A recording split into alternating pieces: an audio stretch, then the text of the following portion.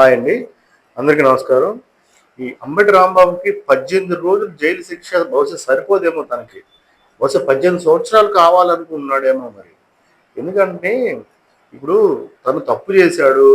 ఎలా పడితే అలా బూతులు మాట్లాడాడు. మరి సాక్షాత్తు ముఖ్యమంత్రి గారిని పట్టుకొని లంకొడక అని తిట్టడం గానీ, అక్కడ కులాన్ని పేరు పెట్టి తిట్టడం గానీ, అక్కడ రోడ్ల మీద తిరుగుతున్న ప్రజలకి చాలా అవరోధం కలిగి ఇబ్బంది పెట్టడం గానీ, ఇవన్నీ జరిగాయి కాబట్టే ఇలాంటి వాడు బయట ఉంటే ఇలాంటి వాడికి శిక్ష పడితే కానీ ఇలాంటి తగ్గించుకుంటాడు, ఇలాంటి తప్పుడు కార్యక్రమాలు చేయడు, నోరును అదుపులో పెట్టుకుంటాడని కదా ఆయన్ని జైలుకి పంపించింది.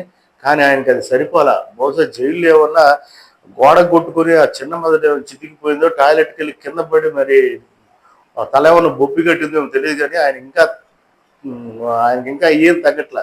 అదే అంటున్నాడు, ఈయన అంటున్నాడు తగ్గేదేలే చచ్చిపోయిన సమాధి నుంచి సాధిస్తా. ఏంటే నువ్వు చేసేది అంటే ఏం తగ్గవు నాకు అర్థం కావట్లా.